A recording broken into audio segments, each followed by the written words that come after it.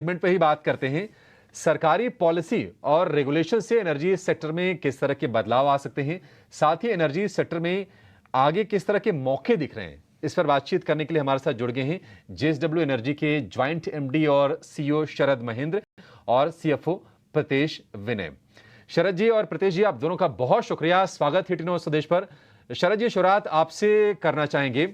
आप जरा ये बताइए कि किस तरह के रिन्यूएबल एनर्जी प्रोजेक्ट्स आप प्लान कर रहे हैं आने वाले समय में, और किस तरह से आप कैपिटलाइज करेंगे जो डिमांड बढ़ रही है रिन्यूएबल एनर्जी के स्पेस में भारत में, आप उसको किस तरह से भुनाने की योजना बना रहे हैं? हाँ, नहीं, इसमें हम आपको बताएं कि ये जो अपॉर्चुनिटीज हमने बताया कि इतना ज्यादा बिड हुआ है, पिछले हम आपको ये बताते हैं कि लास्ट के 2 महीने में हमने जिस बिड्स में पार्टिसिपेट किया और हमने बहुत ही अट्रैक्टिव प्राइस पे 3.7 गीगावाट 3700 मेगावाट का बिड हमने जीता है, जो कि मिक्स है हर तरह का। विंड के भी हैं उसमें प्रोजेक्ट्स, सोलर के भी हैं, उसमें एफडीआरई भी है जिसमें फिक्स्ड डिस्पैचेबल रिन्यूएबल एनर्जी हम डिस्कॉम को देंगे, जो कि एक कॉम्बिनेशन है विंड, सोलर और बैटरी स्टोरेज का। तो ये सारे बिड्स हमने 3.7 गीगावाट के पिछले 60 से 70 दिन में जीते हैं। और अपार्ट फ्रॉम दैट जो हमारा वर्क इन प्रोग्रेस चल रहा है कैप्टिव रिक्वायरमेंट, तो पूरा हमारा इस समय जो हमारी ऑर्डर बुक है वो 6.5 गीगावाट से ज्यादा की है हमारे पास ऑर्डर बुक। इसके अलावा हमारा जो बैटरी स्टोरेज का भी एक प्रोजेक्ट जो हमने जीता, जो भारत का सबसे बड़ा बैटरी स्टोरेज प्रोजेक्ट और दुनिया में भी one of the biggest battery storage project है 1 गीगावाट आवर का, उस पे भी हम ऑन ग्राउंड अब काम शुरू करने जा रहे हैं, क्योंकि उसमें भी हमारा पार्ट कैपेसिटी का पीपीए साइन हो गया है। तो वो ये सारा चीज करके, उसके अलावा हम पंप स्टोरेज में काम कर रहे हैं। पंप स्टोरेज एक थोड़ा लॉन्ग जेस्टेशन प्रोजेक्ट होता है जिसमें करीब 5 से 6 साल लगते हैं।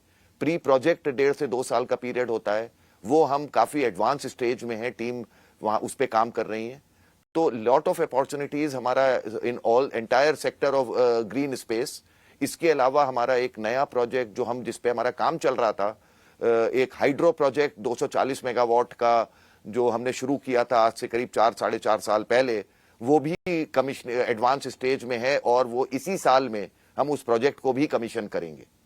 तो इस तरह से हमारा हर फील्ड में जहां जहां पे राइट अपॉर्चुनिटीज हैं हम लोग उस पे फोकस कर रहे हैं। ठीक है शरद जी, एक चीज बताइए फिर, आप इमर्जिंग मार्केट्स में बैटरी स्टोरेज सॉल्यूशन अपने आप को कहां पे पोजीशंस करता हुआ देखते हैं? बैटरी स्टोरेज में जैसे हमने बताया आपको कि आने वाला समय जो है, बैटरी स्टोरेज एक बहुत बड़ा रोल प्ले करेगा। ये काफी टाइम से, कई सालों से इंडिया या पूरा वर्ल्ड इसकी तरफ देख रहा था, but cost of battery, setting up battery storage and was not conducive, वो था नहीं उतना, क्योंकि बैटरी प्राइसेस बहुत ज्यादा थे।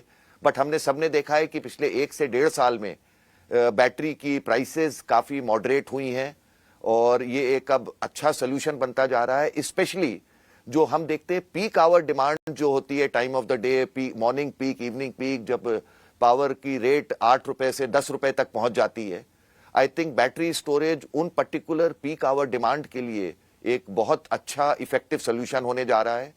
उसके साथ साथ जिस तरह से हम देख रहे हैं कि विंड एंड सोलर एनर्जी का परसेंटेज ओवरऑल एनर्जी जनरेशन में कंट्री में बढ़ने जा रहा है, बैटरी स्टोरेज एक ग्रिड को स्टेबिलिटी प्रोवाइड करने में भी एक बहुत बड़ा रोल प्ले करेगा। तो हम इन सब चीजों को ध्यान में रखते हुए हम लोग रेडी हैं। अभी जैसा हमने आपको बताया कि एक हमने एफडीआरई का जो बैटरी स्टोरेज के साथ में सोलर विंड लगा रहे हैं, उस प्रोजेक्ट पे भी हमने काम किया और एक बहुत ही अच्छा कॉस्ट इफेक्टिव सोल्यूशन के साथ जब हम बिडिंग में गए तो हमको उसमें एक सक्सेस मिली है। तो बैटरी स्टोरेज, इसके साथ साथ पंप स्टोरेज और बैटरी स्टोरेज, ये दोनों हम कह सकते हैं कि फ्यूचर है कंट्री में, along with the existing power from wind and solar and thermal। इन सबको देखते तो पंप स्टोरेज पे जैसा हमने बताया है कि हमने एमओयू साइन करे हैं और काम कर रहे हैं, तो ये हमारे फोकस एरियाज हैं आने वाले समय में। उसके अलावा हमारा एक ये भी बोलना चाहेंगे कि जिस तरह से हम कहते हैं कि 40 गीगावाट 50 गीगावाट हर साल रिन्यूएबल कैपेसिटी एडिशन होना है, जो अभी तक आने वाले पिछले सालों में, अभी ये जो साल जस्ट खत्म हुआ है, इसमें में भी करीब 12-13 गीगावाट 11 महीने का नंबर आया है, वो हुआ था। अदरवाइज अब अगर सडनली 40 गीगावाट का एडिशन होना है तो सप्लाई चेन एक बहुत बड़ा रोल होगा कि हम कैसे सिक्योरिटाइज करें अपने बिजनेस को। तो उसके लिए हम बैकवर्ड इंटीग्रेशन की तरफ भी जा रहे हैं, जिसमें कि हमने अभी एक टेक्नोलॉजी लाइसेंस एग्रीमेंट साइन किया है one of the leading wind turbine generator manufacturer in China, और उनके साथ में हम यहाँ पे अपने रिक्वायरमेंट के लिए विंड टर्बाइन जनरेटर का मैन्युफैक्चरिंग इंडिया में करेंगे। ये दिस इज एक स्टेप है अपने को डी रिस्क करने का। सिमिलरली हम सोलर मॉड्यूल के लिए भी राइट टाइम पे हम मैन्युफैक्चरिंग करेंगे अपने ओन इंटरनल रिक्वायरमेंट्स का। Over and above that battery का जैसे हम फ्यूचर है तो, और हम उसके लिए बैटरी मैन्युफैक्चरिंग का, सेल मैन्युफैक्चरिंग का हम एक सेटअप क्रिएट करने जा रहे हैं। तो ये सारा अपना इंटरनल रिक्वायरमेंट्स को देखते हुए और बिजनेस को डी रिस्क करने के लिए। ठीक है शरद जी। प्रतीश जी आपके पास आएंगे। सर अगर हम एनर्जी की बात कर लें या फिर पावर की बात कर लें तो काफ़ी ये रेगुलेटेड सेक्टर है और ख़ास तौर से रिन्यूएबल एनर्जी में सरकार का फोकस भी काफ़ी ज़्यादा है, सपोर्ट भी मिल रहा है। तो आप ज़रा ये बताइए कि सरकार के रेगुलेशन का या फिर सरकार की नीतियों का आपको किस तरह से फ़ायदा मिल रहा है, और अगर कोई जोखिम एसोसिएटेड हैं, कोई अगर रिस्क हैं, तो आप ज़रा उसको भी हाईलाइट कीजिएगा।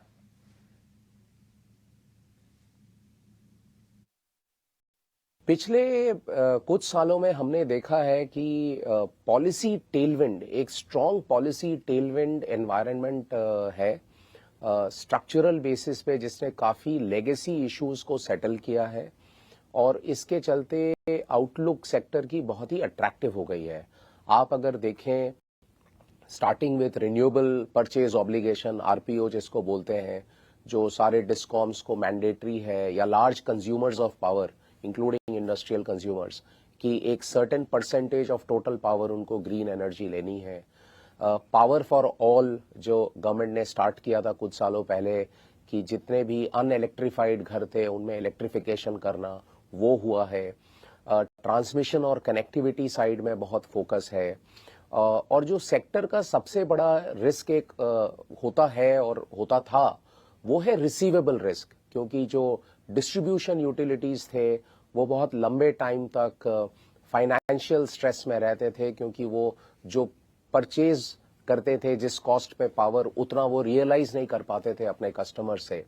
तो गवर्नमेंट ने बहुत ही स्ट्रक्चरली बेसिस पे जो लेट पेमेंट सरचार्ज रूल्स 2022-23 में अनाउंस किए थे, उसके अंदर अगर आप देखें कि मार्च 2022 में जो टोटल आउटस्टैंडिंग अमाउंट थी सारे डिस्ट्रीब्यूशन यूटिलिटीज से जनरेटिंग कंपनीज को, वो कुछ 1,30,000 करोड़ था।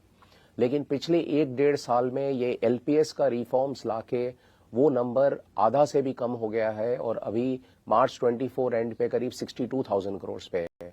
तो आपने सही कहा, गवर्नमेंट की फोकस और ये टेलविंड ऑफ पॉलिसी रिफॉर्म्स ने सेक्टर के आउटलुक को और भी अट्रैक्टिव कर दिया है, और इसका डेमोन्स्ट्रेशन है जो हमें स्ट्रॉन्ग रेस्पॉन्स मिला है ये क्यूआईपी इशुएंस में, जिसमें मोर देन 3.2 टाइम्स सब्सक्रिप्शन हुआ। वर्ल्ड के ब्लूएस्ट ऑफ ब्लू चिप बड़े बड़े इन्वेस्टर्स, वर्ल्ड के भी और डोमेस्टिक भी इंस्टीट्यूशनल इन्वेस्टर्स ने पार्टिसिपेट किया। तो ये सारा कुछ दर्शाता है कि इन्वेस्टर्स का भी कॉन्फिडेंस पावर सेक्टर में बहुत ही इम्प्रूव हुआ है। ठीक है प्रीतेश, एक चीज़ और बताइए जरा, आप अपने इंटरनेशनल बिजनेस एक्सपेंशन के बारे में और थोड़ा जानकारी दीजिए, उसमें आप क्या कर रहे हैं? एक्चुअली भारत में ही इतना ज़्यादा साइज ऑफ अपॉर्चुनिटी है कि हमारा एक्चुअली इंटरनेशनली जनरेशन साइड या बिजनेस साइड पे कोई फोकस नहीं है। हमारा पूरा बिजनेस भारत में है और गोइंग फॉरवर्ड भी हमारा प्लान भारत में ही है, क्योंकि यहाँ पे रनवे ऑफ ग्रोथ अपॉर्चुनिटी बहुत ज़्यादा है। शरद जी जो बात कर रहे थे कि टेक्नोलॉजी सोर्सिंग हुई या सप्लाई चेन डी रिस्किंग हुई, टेक्नोलॉजी लाइसेंसिंग, ये सारे चीज़ों के लिए हम इंटरनेशनल पार्टनर्स से इवैल्यूएशन करते रहते हैं टाइम टू टाइम। लेकिन जो बिजनेस को बिल्ड करना है, वो सारा फोकस हमारा भारत में ही है। ठीक है प्रत्येश, बहुत बहुत शुक्रिया, थैंक यू वेरी मच। शरद, आपका भी शुक्रिया, थैंक यू वेरी मच। आप दोनों ने टाइम निकाला, बातचीत हुई आपसे अच्छे से और आपने अपनी कंपनी के बारे में बताया। बहुत बहुत शुक्रिया sir, thank you very much आज समय देने के लिए।